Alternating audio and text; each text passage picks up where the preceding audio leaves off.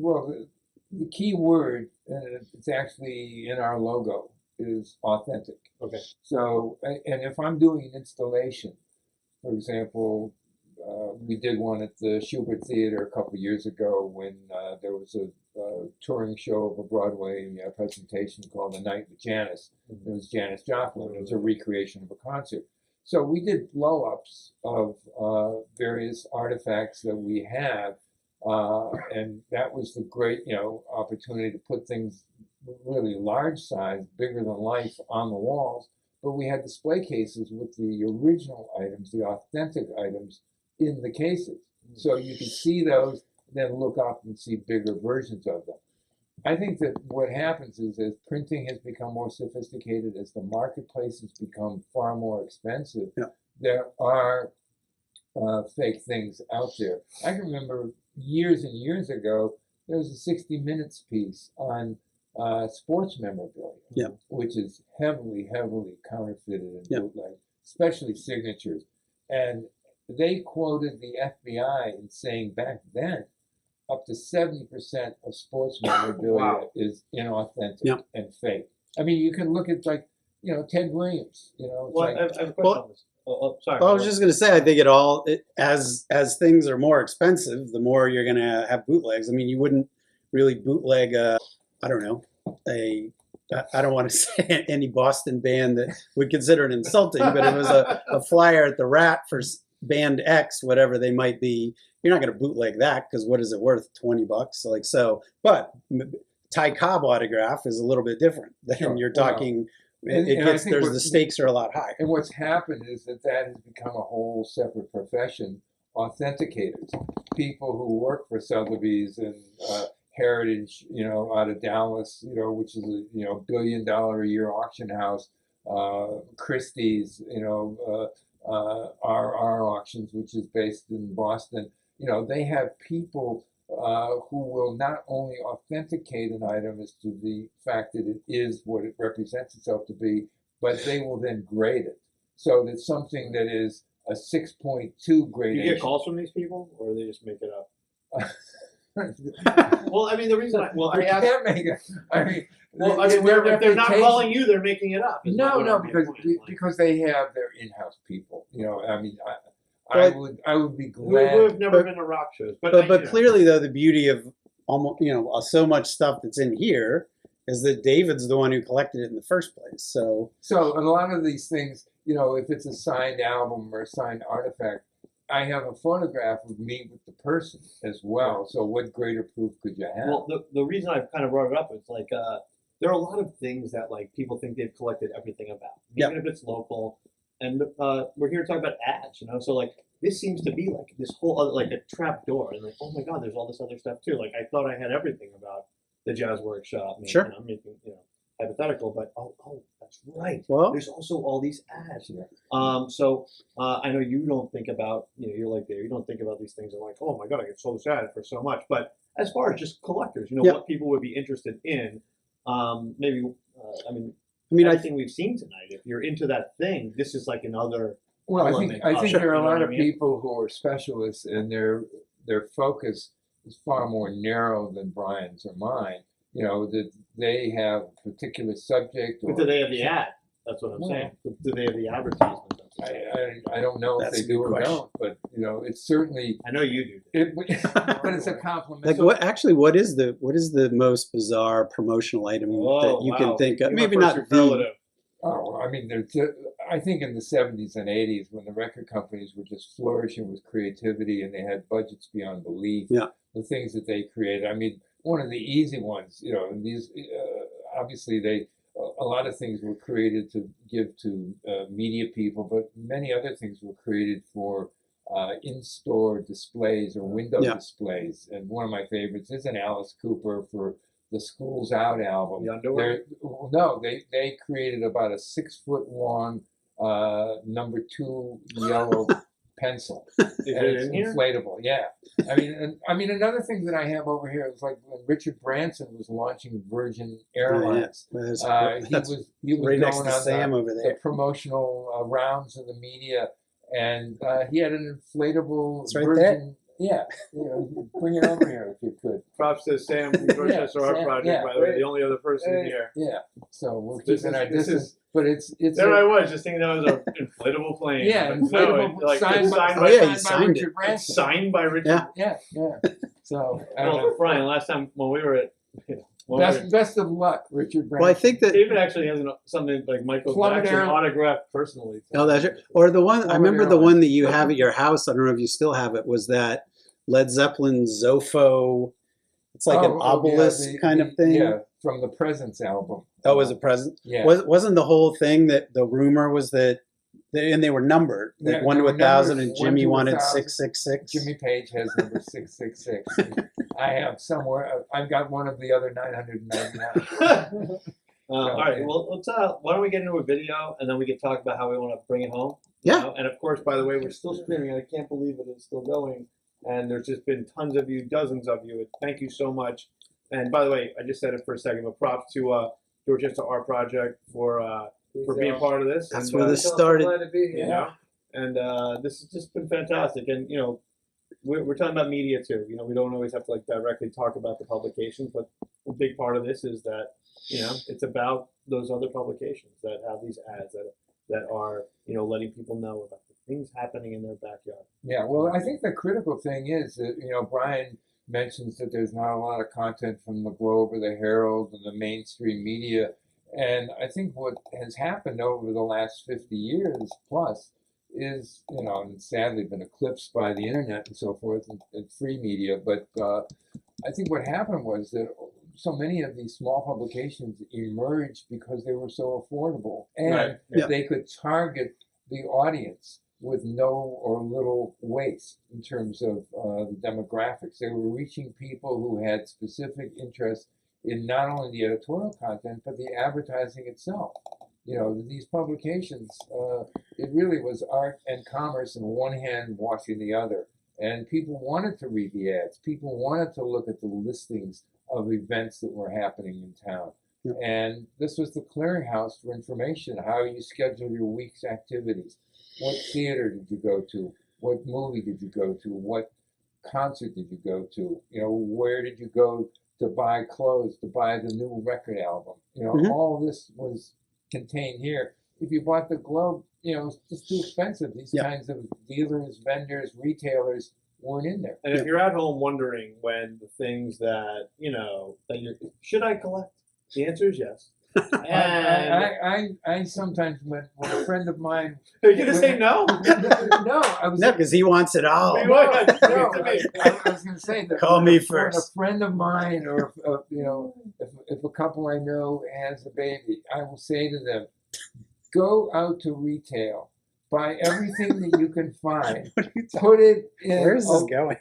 Put it in a storage locker somewhere. Still though, this is Still, actually interesting. And in 40 years, give the kid the key. 40 that is about what it is. Just about what- But there's also, I have this whole 1980. If it's like born on this side of 1980, it's worthless. But No, for you, it's different. It's not because, worthless.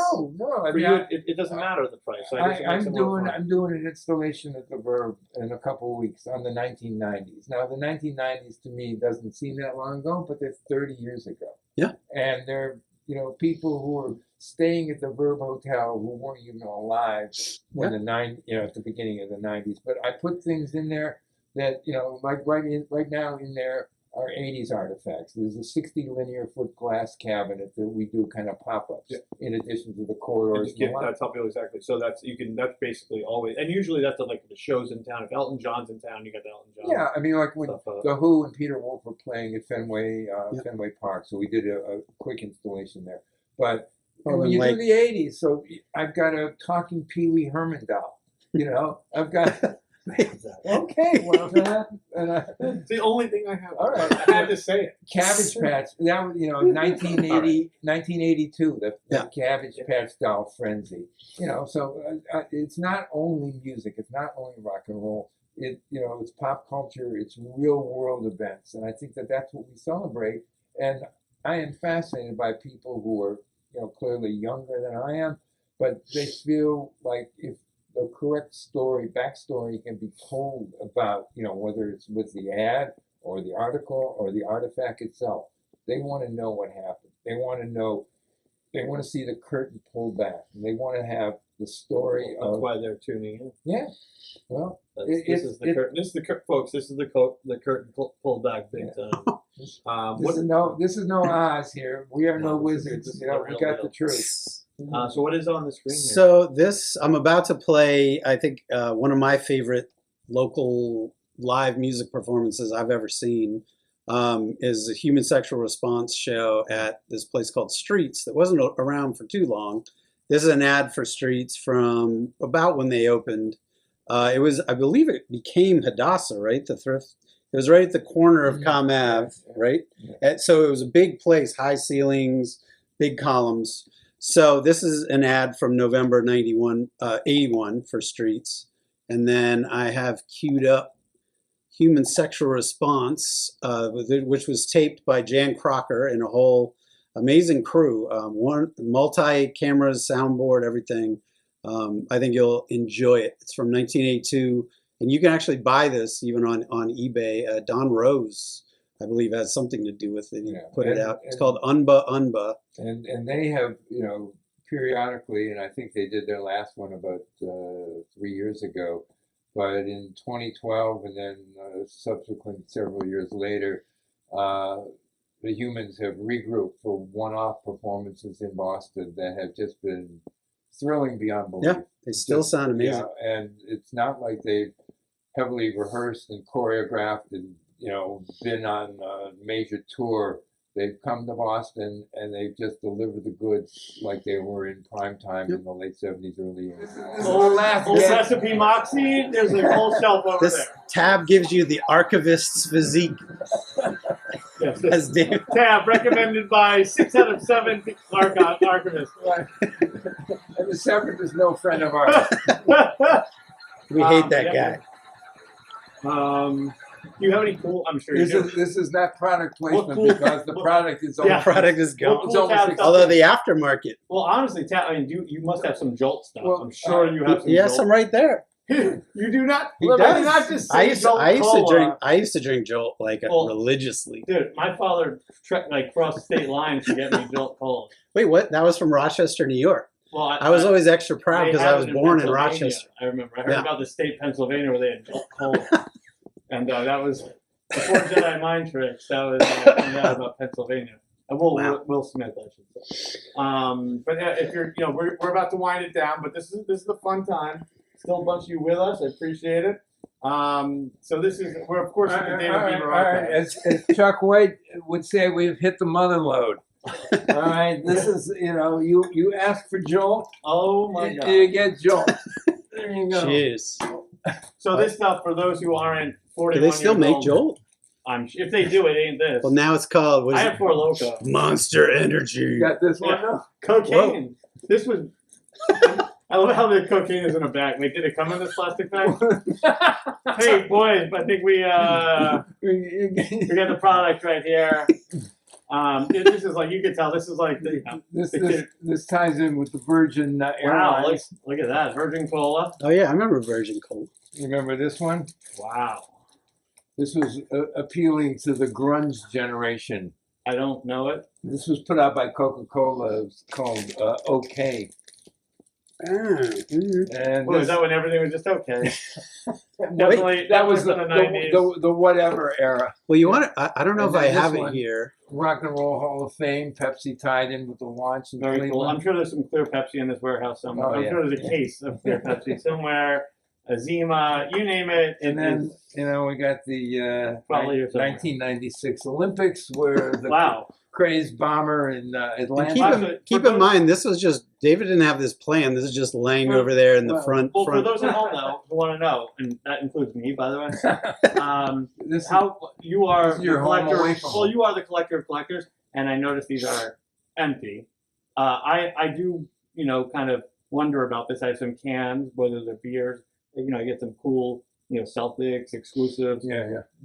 What should I be doing? Should I be draining All right. them, Well, or are here's they the going to explode in thing. my The shelf? reason that I'm drinking this tab now is because when you look at the bottom of the can, there's a Best Buy date. Well, I you mean know. for storing, not necessarily drinking. No, but for storing it, what the collectors will do, I don't do this because I'm not a fanatic. I may be perceived. This is a normal guy who has I'm not a 8,000 fanatic. square I'm not- foot warehouse. Well, But I they get it. will.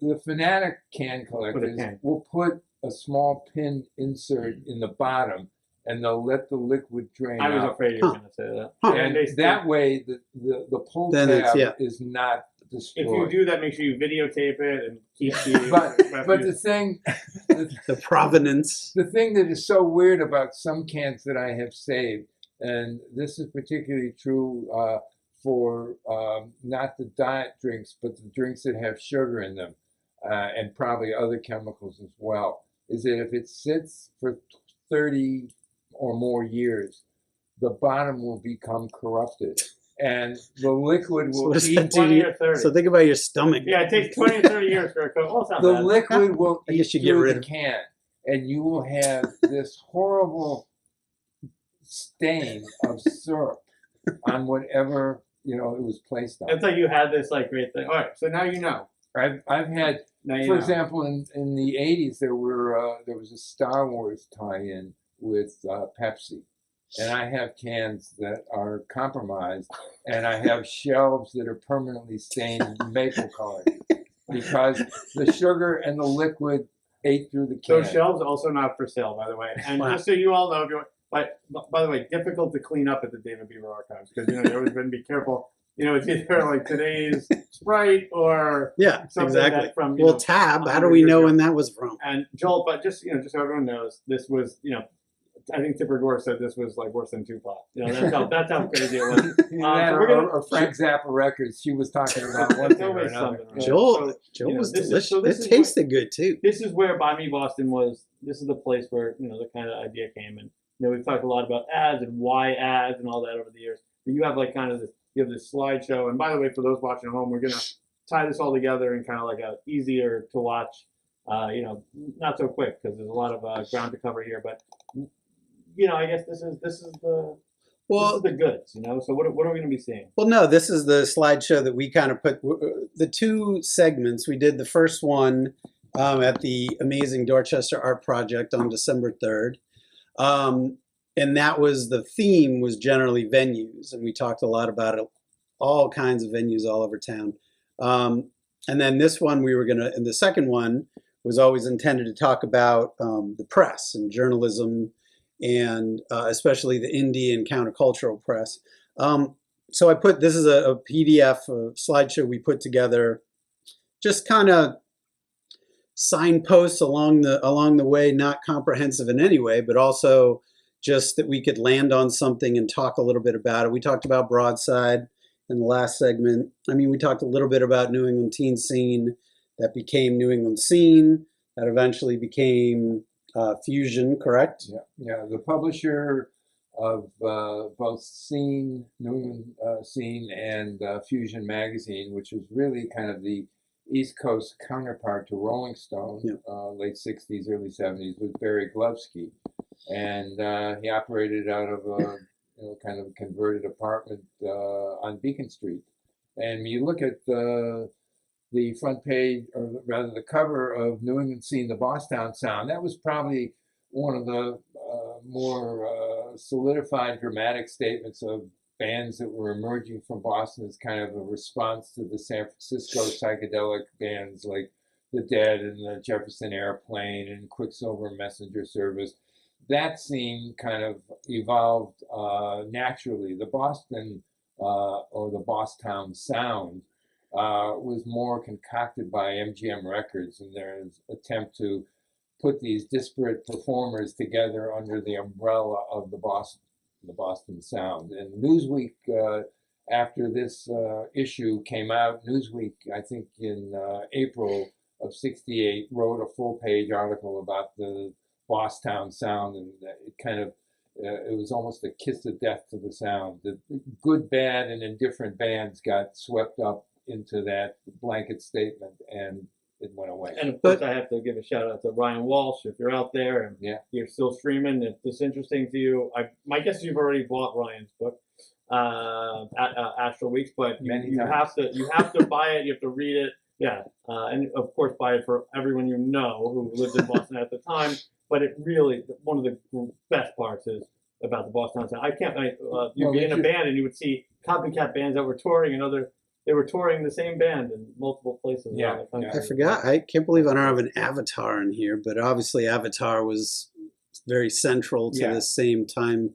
And Ryan's book period. covers, you know, Very not much. only the Boston sound, but Avatar and that whole Fort Hill commune, and covers the beginnings of WBCN, which was also 1968, as 1967, 1969 were just incredibly pivotal years, with, you know, drama happening internationally, nationally, locally. So anyhow, this is an ad for WBCN. Those are small pictures of Peter Wolf, who's one of the original DJs. Yep. Peter had to make a choice later that year, into '69, to be either the lead singer of the Jay Giles Band or to be on the air at WBCN, and he chose to be the lead singer of the Jay Giles Band. Oh wait, so I hate to like break this whole thing up for my own ignorance.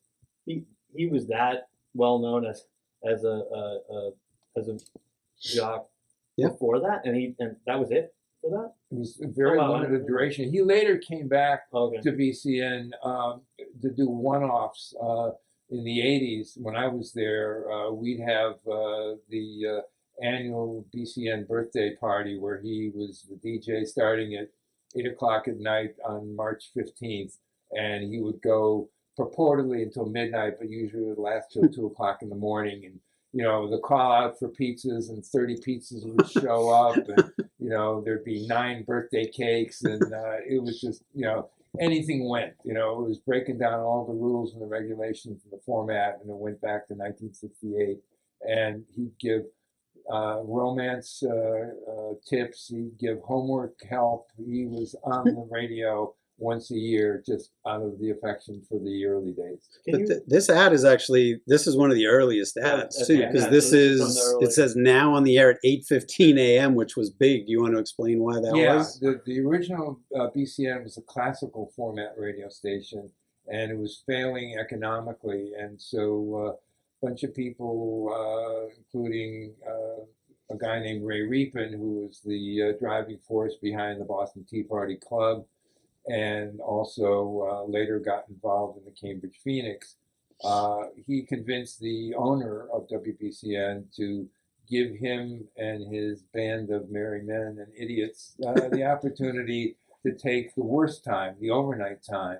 And if they could make money selling ads during that, then think what could happen if they had prime time. And that's what happened. So that, you know, whether it was 10 p.m. till 6 a.m. or midnight to 6 a.m., whatever time the BCN had to start out with, later they were getting better time because money was to be made. So this is an early. What was the year here? This is 68. 68. 68. So you know, 68 is like just prime time for these great organic, you know, really beautifully illustrated ads and stuff like that. Art and as you know, just something that Yeah. as you go through these, is that something? Is it easy to tell the reals from the fakes? I know we're talking about all the reals, but like What, an that- ad? yeah, that this was like done by somebody from Oh, you know, like the from equivalent of the ad Dorchester Art agency or Project, something. or the ad agency trying to make that ad. Well, you Well- know what you could see in a copy of New England Scene is that you could see the response that as radio was transitioning from top 40 and hit singles to album cuts, that, you know, the difference between an ad like the one with Peter Wolf in there for WBCN, you would see WRKO or WMEX, which were Yeah. AM Yeah. top 40 stations. Their ads were coming from agencies. Yeah. And Right. so, you know, they were kind of stumbling and falling all over themselves to try and be hip, when in reality, Nothing's changed, folks. But actually, the interesting thing though about this BCN ad, this is an incredibly boring ad.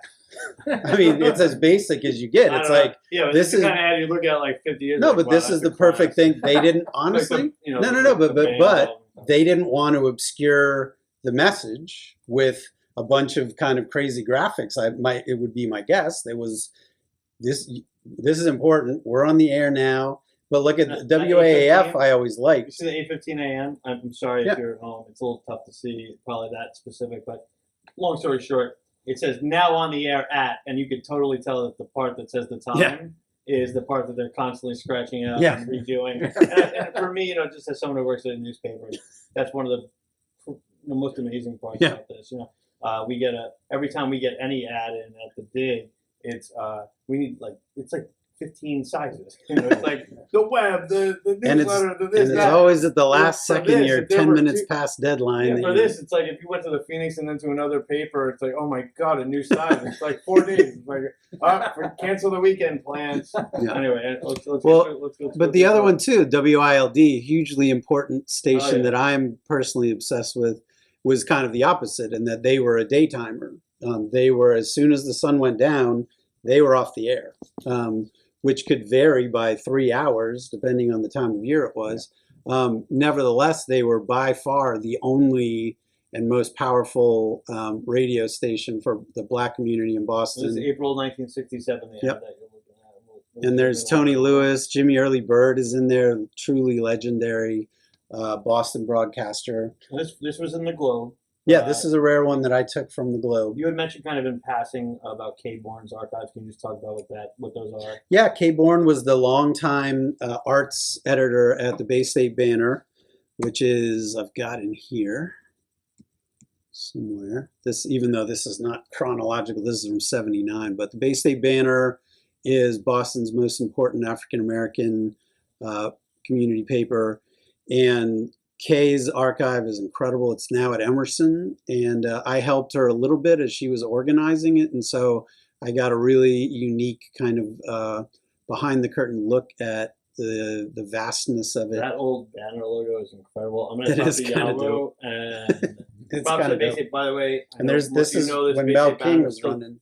Still Mel King's in the upper right. one there. of the not only one of the best like local papers Yep. in Boston, but in America. I mean, Yep. we are very fortunate to have it. But that banner, we're gonna have to get a T-shirt going. That is- That is, I would buy that in a second. The one thing, and here's, if you see that beautiful hunk of man there down at the bottom, no way. that is our Is that friend Bieber? David Yeah, Bieber yeah. from the early 1970s, Yeah. next to his business You card. should sue hair bands. David had copyright he hair. had some quaff going on. Yeah. And you're behind the mic. Were you behind the mic sometime? Occasionally, yeah. So yeah, David, why don't you that was- talk yeah. about your time at BUR? Yeah, BUR was at that point a very diverse music station. Everything from classical music to music from India and late night, very alternative, as the business card suggests, alternative radio. On weekends, incredible, not only DJs playing jazz music. To this day, Eric Jackson, who's Yep. still on WGBH, Eric and Oscar Jackson, no relation, but they did weekend jazz on BUR, and the interviews that I did back in that period, when I did get behind the mic, ranged from Paul Kantner from the Jefferson Airplane to David Bowie on his first American tour, Don McLean pre-American Pie, B.B. King. It was like day after day, week after week, there are people coming by. Now, just so people are clear, what was WBUR at the time, and was there a transition to public radio, or is it just completely separate entity? No, at that point, it was curious because Boston University had 2 licensed stations. It had WTBU, which was a carrier current station you could only pick up in the dormitories, and WBUR, also the license controlled by BU, but it was a 50,000 watt stereo station. And what happened was, when John Silver came on board, He killed everything. he did. Even the radio. Basically. The first thing he did was reduce the staff of 31 people to 3. And we really had a head of steam, and we had great momentum in terms of music and public service. And there was a federally funded black show called The Drum. Drum, yep. You know, that had, I think, at any given point, anywhere from a dozen to 15 people working at the Yep. station full time, getting hands-on opportunity to be involved with the medium of radio. And Silver just, cut it off, totally eliminated it. And we were heartbroken because we had spent so much time, energy, devotion to the station. And it was much later in the Silver administration that it actually became an NPR affiliate. And now, relative, I don't think they really play any music on the station at this point. And this, of course, I think we need this and close did up. you go, I'm sorry, Dave. Did you go to BU? Yeah, I did. I went there for my master's. So, all right. Were you there? I mean, because just so much of this alternative media came out of the school at the time, and obviously that's a show unto itself. Yeah. The BU News, which Right. ultimately was kind of kicked out of the. It ceased to be funded by the university, but it was. The free now. It was an incredibly beautiful and well written publication. There you go. There you go. Yeah. There you go. That's the masthead. Let's go check it out. There are a lot of News. people in. I mean, Peter Simon, photo editor. Oh, Ed that era. Siegel, That, editor. Wait, is that the masthead? All Yep. right, yeah. All right. It'd be impossible to read It on, is at home. but- probably. I gotta check this out after. This is like.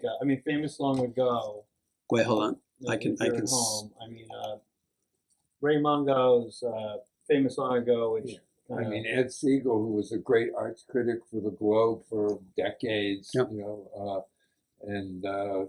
then became an editor, I think, at the BU, at WBUR's Artery, the online publication that they have. Yep. And Peter Simon, Stephen Davis, who wrote famous, he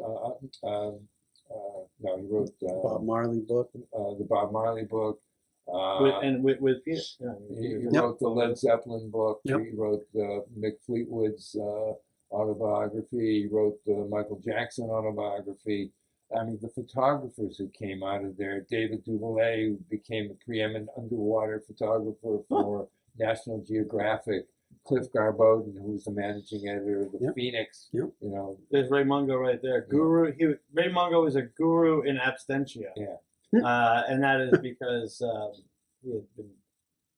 He had founded a wire, an international news wire. Anyway, we can look back. The Liberation News Syndicate. Unbelievable. Yeah. I mean, and if you're out there, if you're loving this, if you're still streaming, if you're watching like 2 hours into this and you haven't read Famous long ago, it is the reason that I'm pretty much sitting here. And it's really. So here we go. So this is let's check out skip some- ahead a little. I mean, I think Some old molds. the old mole is very important. Adwise, did you get some ads out of? The I old did. Mole is a very well, I look like not this fucking is around, old mole. this is what I mean. This is kind of an ad. I mean, this was not selling anything, but I mean, the old Were mole. there ads for venues and stuff like that? in there? Yes, there were ads for like countercultural publications, events for sure. This was not a money making endeavor. No, but like here you go. It says kind of this is the There you go. masthead, but I do have ad. There is an ad in volume 2 There is for for the sale. old I mean, mole. it's hard for people now to kind of. Well, it's actually said "earn money, smash capitalism." And you can see by That was the theme of like, which was basically kind of related to the People's Yellow Pages and the Vocations for Social Change, which was make a living, but don't sell out. Don't work for the man. Figure out a way to kind of provide a service that lets you pay your rent, but that you're not helping rich people get richer or something like that. I mean, this is exactly what the old mole was all about. You look in at a lot of ways. the staff, and clearly there's no delineation of responsibilities. It's a collective organization. That is the most And it actually horizontal says masthead I've ever. it says staff of the old mole, an anti-profit organization. And you can be sure that the FBI Danny has Schechter's a on there. subscription. Danny Schechter down below. Yeah. So But I was saying, I'm sure the FBI had a subscription just to monitor what was going on in the culture that they had. They may have a better archive than you do. well, in the Actually. BCN documentary, they have that whole with the Harvard and the kind of the takeover of campus, how they snuck out the papers and brought them directly to the offices of the old mole to I have that publish. record from one of the Harvard demonstrations. Oh yeah, the Harvard strike. Yeah. Actually, there we go. I will focus in on it. But this was kind of what they were. Earn money, smash capitalism, sell the old mole, keep half of what you take in. No, selling Easy to sell in dorms, on All street these papers we're corners. talking about, most of them were sold on the street. Yeah. To some degree, right? Well, and actually, the reason that they had different names for the same paper was So they far. had a free edition, which was on campus.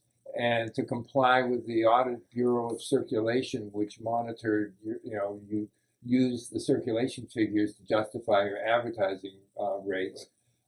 If you were giving it away for free, it was different than if you were putting your hard-earned money down to buy it. So, the real paper was also the free paper, and Boston After Dark on campus was B.A.D. But There you go. it's funny Free how paper there down were, below on the lower right. And it's kind of interesting. People really, and I'm not blaming them. I'm one of the reasons that they people feel entitled to that free paper. But printing is still now it's actually not that expensive, but it was always expensive. Yeah, So even yeah, in the yeah. day in a lot of the areas where they gave it away, it was still expensive. Sure. So I think sometimes people are like, "Wait, Well, you and sold if the you- Phoenix on the street." Well, Yeah, but if you were the old mole, you weren't exactly making a crap load of money from your the old mole advertisers. So. doesn't. Are there some ads from the old mole in the Yeah. current book? Oh yeah, old moles. Well, like, what's an example? Not to put you on the spot, but like, just because I'm I think I actually have that one that Radical says Bookstore. So Yep. it would be like stuff like yeah, that. like the Red Bookstore. Right. I actually have that one that says "Earn Money, Smash Capitalism." That's that's an ad for the old mole in the old mole. And the idea of the format, Brian has that slide of that poster that you could open the centerfold. Yeah, and I mean, this is an amazing piece of art. Yeah, right you'd here. have Look at that. a beautiful poster. Well, and And I'm sure So these to were this hung up day- on many walls Yeah, in yeah. many till dorms. this day, shout out to everybody. We get pictures still till this day of Yeah. people that have their whole wall, of their dorm or whatever, is all dig covers. Wow. All day. Yeah. I think that's like a great legacy of all. This is an interesting one we can What talk is- about, what I is guess, looking at? quickly. This is the WAG newsletter by your friend and mine, Mr. Charles Giuliano's What does it say? Does it say newsletter. Broadside at the top? It does. Broadside. Yeah. Well, it was out of there. It was like he was using their. It was a combination. It was when he was working there. It says free press too. Charles and there were the Broadside and the Free Press were at one point a combined publication with a different cover on each side. So on one side was Broadside, on the other side was the Free Press, and the Broadside part. Sorry. Go ahead. The Broadside part was devoted to more music, and the Free Press was devoted more to politics and real world events. But Dave Wilson and Charles Giuliano put out this WAG newsletter, which was a kind of insider gossip column for music business people, and It was they just were- photocopied and stapled. It was Yeah, like and Is they- 4 pages. Giuliano writing this? Because it Yeah. seems like he's talking shit about Oh yeah, the writers from the Phoenix Oh, yeah. and the real paper. Oh yeah. Ben Gershon of the Does that Boston surprise Phoenix you was somehow? his cool collective self. yeah. Unfortunately, he spoke so softly to me. I mean, this is like a diss track. Yeah, Um, yeah. This is this is great. And Charles, I have all these scanned. there There's was Wagman Charles Giuliano is preparing the next issue of his fanzine staple. I mean, the whole run of WAG should be put. It says between right, so it covers. says at the bottom, Dave Wilson and Charles Giuliano, media meddlers, Yeah. which is exactly Which what is they were. not changed. But If actually, you're out, but check here's the out- interesting thing. So that I have also included later on, because this is just kind of skipping through this, of some magazines that I could talk about for hours, like Nightlife, Nightfall, one of my absolute favorites, is the BCN strike, the Boston Groupie News, which was pretty much the exact same thing. It was this anonymous, this is the first one, that was just basically taped to the cigarette machine at the Rat. Well, it's only Unattributed. Right that the Boston Groupie News, the legacy lives after the David B. broadcast. No, but Well, it's and it this. actually, But it this lives is a online today. Really? It's Sure. still, yeah, and it's Yeah. kept up to date. shout out to Okay, Blowfish and Blowfish. Kenny and Lynn. They're It's still doing lit, it. Yeah, yeah. No, but this is the first one that actually they didn't have anything to do with. And this was from. And if you go like really in close here, Yeah, I you will. can- Hold on. You can see, the corrections of the, Oh, and there's probably some very. I mean, it was basically about like who was blowing who and who was having sex in the bathroom. they And, couldn't Wow. even stay in the margins of the lines. They're going outside. Well, it's big stuff. But I mean, Look at this that, is look at that. I see Mayor Kurt Tony showing is up. Mickey O'Halloran still booking strip joints? For us, he screws like he's 15. Wow. I mean, it's So so the that kids watching at home, that's Yeah, all right. I'm just joking. It's all right. Wow, The this groupie is, drug of the year is still alcohol. this is unbelievable. No, but I mean, this is a kind of the other side of the coin in a way Do we have from a the year WAG ago? newsletter. It was this kind of insider. This is WAG was not anonymous, but this was. probably 77, 78. 70. This one was probably 76, 76. maybe 77. All right, well let's wind this down. All right. Basically, obviously, between the people who watched so much, And that's when it and got slick. the people who are gonna like come in from now on, like they're just gonna want to keep, burying their heads in this stuff. Yeah, we can come back anytime and I do will, it again. I will. This is probably like I don't suggest like trying to start your own David Bieber archive, but I will say like little things like I think I spent less than $10 like with shipping and got every single copy of the Boston Phoenix's short-lived food magazine called Savor. Savor. Oh yeah. And not to get too woke, but we definitely did. There were definitely apparently no people of color involved in the culinary scene in Boston in the 70s. This is a very interesting publication. Yeah. Also, though, if you're like if you're wondering about like what food that people got excited about was before our current ridiculous movement where everybody's excited about everything, this is it. This is a magazine about the restaurant that was above Cheers on the show. We never knew what happened up there. Yeah. This is the inside story. The Bull and Finch. I mean, it's a. But wait, but it was it a glossy? No, Okay. it's an Well, insert. it but was they're like not an both insert? It ones. ultimately became a glossy. Okay. It And must be- have fit I perfectly. remember it vaguely, It but not did, yeah. really. And there was also a companion one, and they weren't treated as supplements per se because they, later became slick. Because supplement was a supplement. Yeah. You wanted in the supplement and the extra. Well, yeah, I mean, but there was another one called Style, so be on the lookout for that as well. That was fashion. So. I mean, but it really is cool, and honestly, just little silly things. I mean, I don't know how many other like all weekly editors are watching, but I get just ideas from things. We're going to be doing a huge underground issue about just everything underground, like literally and figuratively. But the idea just comes from like this amazing spy magazine issue where it's like they have the city cut from the Yeah. top. And anyway, I mean, I just find so much inspiration in this old stuff. And Brian, your book's incredible, and I'm just glad that there's a place to. I was gonna ask you before I came, David, like, should I bring old issues? But I'm sure he's like a more up to date archive than you. But I have to say that it's people like you, Chris, who keep me attached to the streets and keep me going to street boxes because I'm still a sucker for the physical paper. I know that I can see everything I want online, but I need that to be held in my hand. And I have my circuit of where I travel and where I pick up the Banner and the Dig and Somerville weekly newspapers, and they're all over town. It's so great that they still exist. So you're the ghost picker upper who And skews out. then I make sure that He's Brian not the one who's has been copies. writing on all of them. And I make sure that Brian has a copy.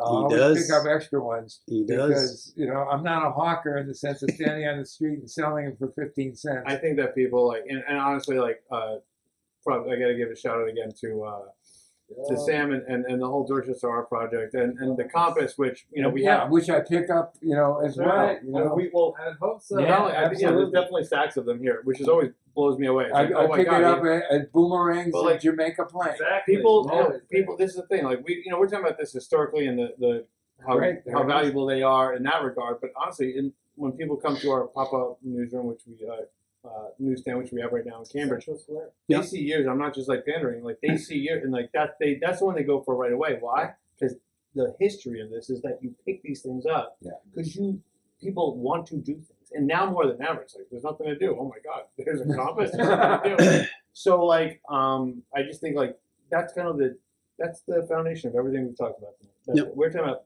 publications, we're talking about things to do, but we're talking about the ways that people found out about them.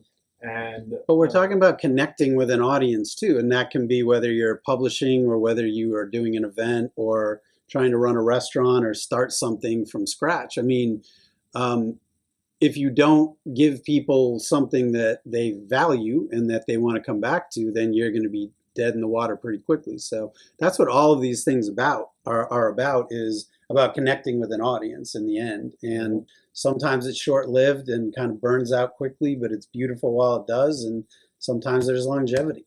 Well, There's an old dig Look at from that. That is 2001. early. I have all those. By the way, if there's anybody, and this will, I know, end up getting viewed like thousands of times. So if you're watching this and if you want any of your old clips or whatever, I have them all, every dig. And I'm not going to like take responsibility to dig up your old Phoenix clips, but you can find them. But for real, thank you, everybody. Is there like a thing that we're going to, well, actually, why don't we do like the real, I have the links up, but if you want the book, you need the book. So the book is I the put book the is the link next up. best thing to being here. Yeah. I put the link up, but where do you want people to buy it? I mean, it's around town. You can buy it at Dorchester Art Project. I just yeah. dropped some more off over there. Newbury Comics, Brookline Booksmith, Village Vinyl. Like it's all over, and I appreciate that. And you can get it from me directly as well at goodroadgoods.com, all one word. Good road. Or just buy me Boston. Oh, nice. Or buymeboston.com will get you there as well. For real, and this is for real. If you have anybody that maybe they're impossible to buy for, maybe they're not, but if they like were in Boston, around Boston, if they went to school in Boston, if they were like near Boston in that era, actually, what's it's 3 decades, Like right? 1960, basically till the end of the 80s. This is like the easiest present. I promise you. Now I know I'm in infomercial territory, but it's true. This is like something that people like really appreciate and dig. I've already given to a couple of people, including the last edition, and there's 2 editions, so get them.